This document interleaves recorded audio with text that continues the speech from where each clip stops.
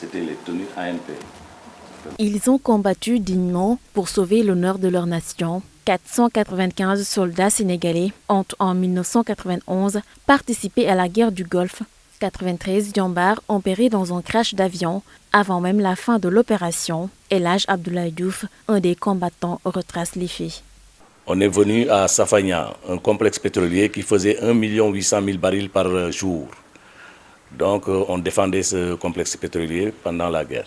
Après avoir fait peut-être 5 ou 6 mois, on partait à la Mecque et l'avion voulait atterrir au niveau de la piste. Il a raté la piste et il y a eu l'explosion. Nous, on était à la base, on était venus à l'aéroport juste pour relever ces militaires qui étaient là-bas. Âgé de 58 ans, Abdoulaye Diouf vit dans cette maison assise au quartier de la Médina. Il a pris sa retraite en 2001.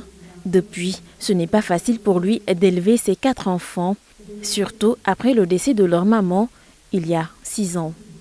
Étant pensionnaire, tu ne peux pas joindre les deux bouts. On est tous des Sénégalais. Voilà, sinon on se débrouille, mais bon, en tout cas c'est dur.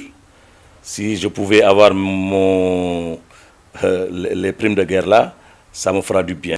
Après 1991, il n'était pas question pour ces victimes de réclamer leur dédommagement. On ne peut pas brandir un autre drapeau pour réclamer des droits.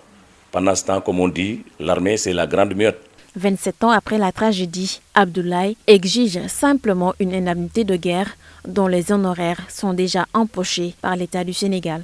L'armée sénégalaise et l'armée française, on était tous là-bas, c'était une force multinationale. Mais ils ont tous reçu leur dû, sauf nous, Sénégalais.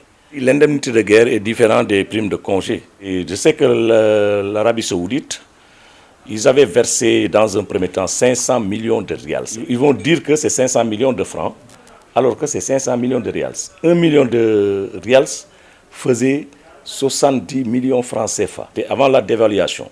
Oui, on veut bien qu'ils mettent sa main parce que c'est le chef suprême des armées, le président Macky Sall. Autour de leur médiateur Mame Adama Gueye, qui a réussi à entamer des négociations avec le Premier ministre, les victimes de la guerre du Golfe ne perdent pas l'espoir de pouvoir un jour recevoir leurs émoluments.